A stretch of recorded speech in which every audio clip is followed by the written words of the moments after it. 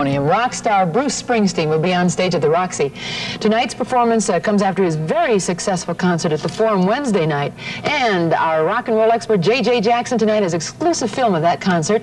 And he has a special interview with Springsteen. And it's true, this is the first time on television, right? Very first time. Oh, yeah. Quite honored by that, really. Yes. Well, Christine, one of the things that critics have been saying about rock and roll in the 70s is that there's been very little substance. Well, ladies and gentlemen, I'm here to tell you Bruce Springsteen and the E Street Band are substance. It's rare when a performer can capture the imagination and undivided attention of 14,000 people, but that's exactly what happened Wednesday night.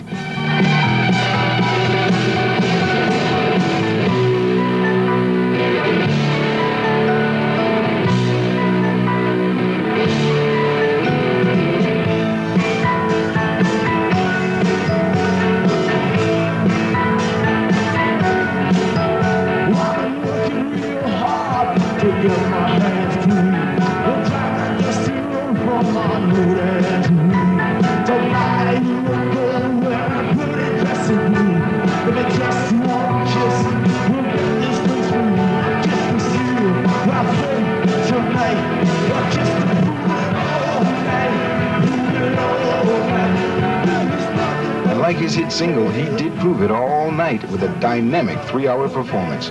Springsteen has an intimacy with his audience that breaks down the usual star-fan barrier. Everyone's on the same level. Bruce relates to his audience just like a best friend because he's coming from the same place they are. He has that same kind of closeness with his band. He's known them personally for 10 years, since he was 18. Sax player Clarence Clemens and the other members of the E Street Band worked that stage just as hard as Springsteen himself.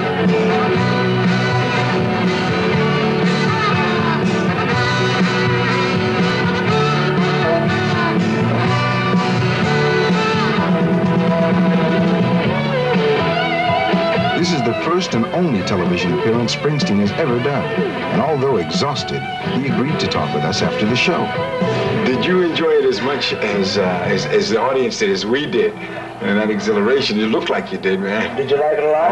Oh, really, we really liked it a lot. Don't interview me. How do you keep that pace up? That was 3 solid hours. I don't know. I really don't. You know, it's, I'm not sure, you know. Like I said, it must be desperation or something, you know. I don't know. But you get so much feedback and you give so much, and you must love it.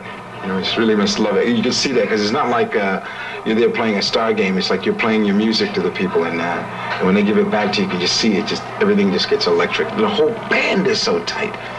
You know, it's like it's the thing. It's the, I guess, probably the only thing that I live for, you know. And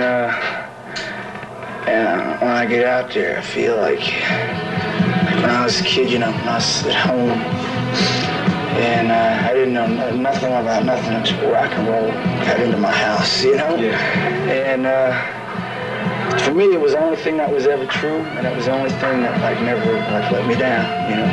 And when I would go out on stage, no matter where we are, who's out there, you know, 10 people, 10,000 people, there's a lot to live up to.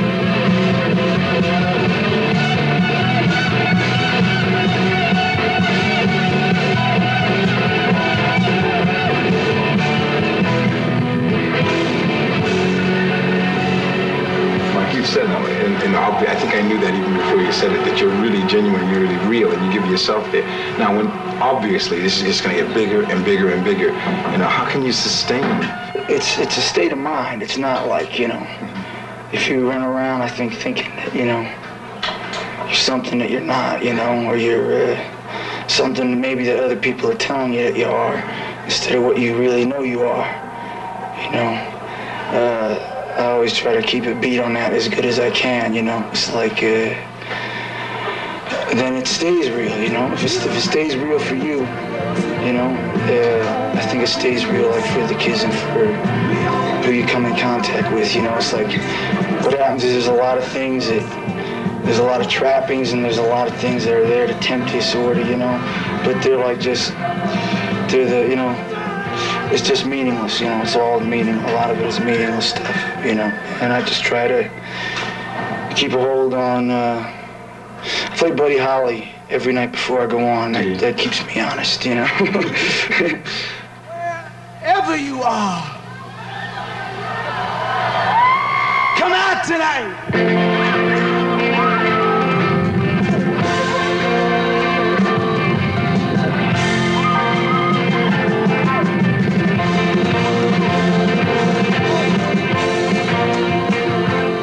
You've done something I haven't seen done in a hall this size out here, really seriously. When you jump out in the audience, you're in Clarence. How do you know? Is that intuition when you know that it's safe for you to do that?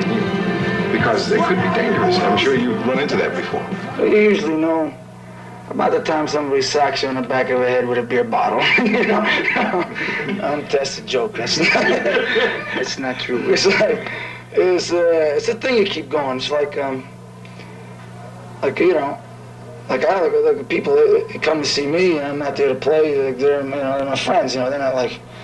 And I get down, in the crowd. I'm doing something. I'm playing the guitar. I'm doing something. And they sort of see that, and it's never. I've never had any. It's hard to explain what it is that makes that okay. It's a certain amount of trust that goes both ways.